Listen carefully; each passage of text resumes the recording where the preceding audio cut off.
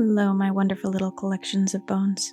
It's me, Glass Lotuses, your friendly and mildly eerie digital artist, writer, and cat lover. How are you doing this fine day? I hope your week has been enjoyable. I recently got a new cat, a 4-year-old ragdoll who needed a new home. I'll be adding art of her to the end screen of these videos soon, but her name is Minty. And for those who aren't familiar, my current black cat's name is Shiso. Anyway, on to the real reason you're here. Let's talk about the next god in the right hand of Death pantheon. And this is the fourth and final of the elemental gods, fire, and he belongs in Chaos's court. Like I mentioned in the previous videos, I like to think of these elemental gods as states of matter as well, so you can also think of him as the god of plasmas. This video will contain 2 drawings of the fire god, because the original was drawn before I actually started recording my art for content creation. The clips from that first drawing, much like the drawing of the god of earth, are recreations of my drawing process, and not actual recordings. Basker is the god of fire, metals, and the sun and stars. In our current pantheon, he is also regarded as one of the patron gods of cooking and the culinary arts, alongside the god of frost and the god of crafting.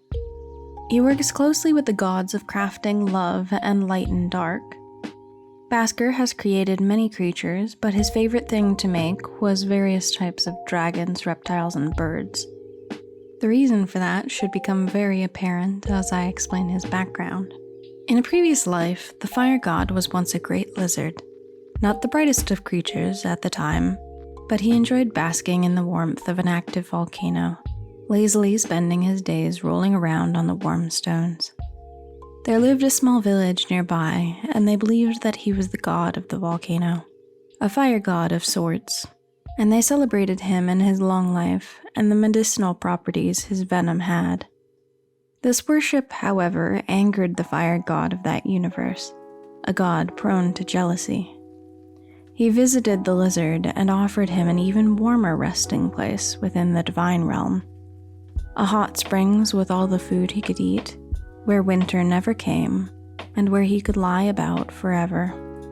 This sounded like a good deal to the lizard, who did not understand that it would also mean his own death.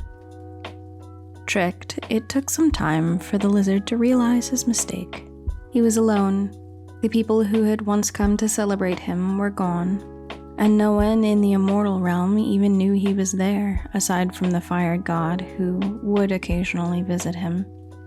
The lizard learned that the lack of support from the mortals had weakened the fire god. His magic was depleted and he was vulnerable. The lizard knew he needed to act before the mortals forgot, and began worshipping the true god. One day, when the god was relaxing in the hot springs, the lizard bit him with the venom once celebrated as medicinal. The venom, however, in significant dose, was a powerful paralytic, and the god found himself unable to fight back, as he was devoured by a creature similarly worshipped. There are several ways to become a god. Eating one is not as common of a route, but it can certainly work if you have the right support.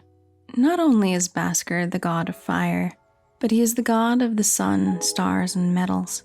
He is the aspirational daydream of every textbook dragon. He lit up the sky, but also embedded fire into the ground, building up volcanoes with the god of earth, and sprinkling metals around to bling up the world a little bit. You might think metals should be part of Earth's domain, but things like gold and silver are only formed through supernovas, and thus fall under Basker's creation. Smelting and forging are also inherently fire-requiring processes, so metals also fit in that way as well. Basker provided a lot of good to the humans, and originally cared a lot about them.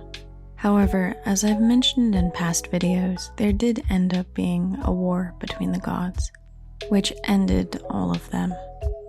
One of the main players in that event was Basker. While order truly was the linchpin, Basker drove a lot of the fighting once it got going. While traveling between the mortal and divine realms, Basker often would utilize Order's door for travel due to its location.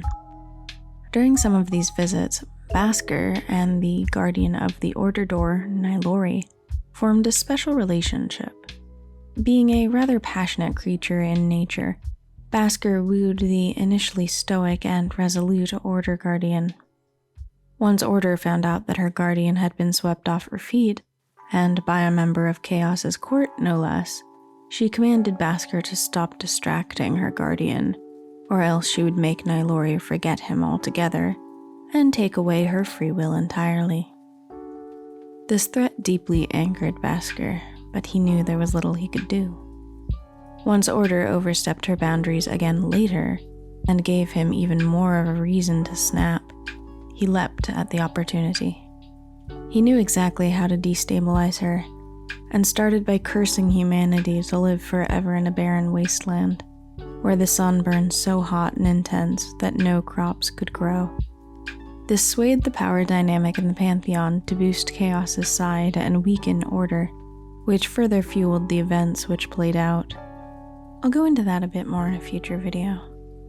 For now, I'll just leave you with another fun fact. Basker's name is rather simple in origin. It just comes from the fact that as a lizard he liked to bask in the sun, but I like its origin a lot personally. My original design concept for Basker was rather simple. He was based generally off of your typical D&D tiefling. For his horns, I went with something which looked rather crown-like, and I also kind of channeled the idea of candles with the little flame above them.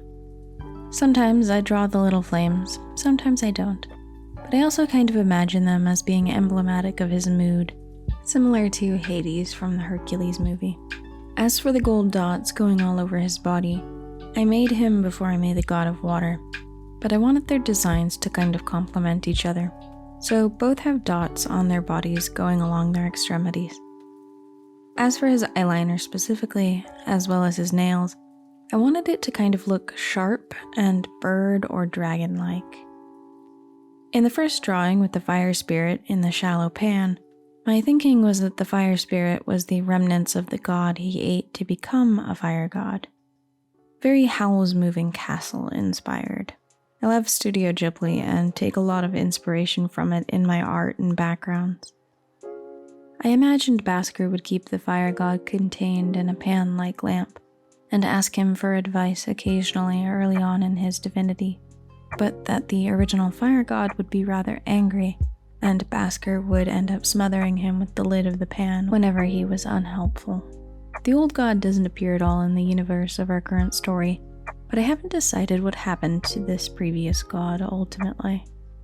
In the second drawing, someone on TikTok had asked whether or not I had any gods of the sun, moon, or stars in my pantheon.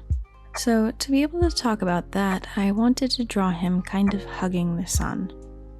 I think I got the idea from a pose photograph with an exercise ball, but then also the idea of just how warm and comforting the sun feels on a nice calm summer's day, when the sun is shining and some light clouds are rolling through, adding some contrast against the rich blue of the sky, and you're just kind of lying in some nice green grass, soaking up some mildly warm sunshine. I like to imagine there's a light breeze blowing and the world itself is just feeling like a comforting blanket. I wanted to convey that feeling with the expression on his face. These two drawings were drawn almost a year apart, and you can see my style starting to change a bit. I was still using Paint Tool SAI while making both of these though, so we haven't quite made the jump over to Clip Studio Paint. That's it for Basker's introduction. I hope you like my little lizardy fire god.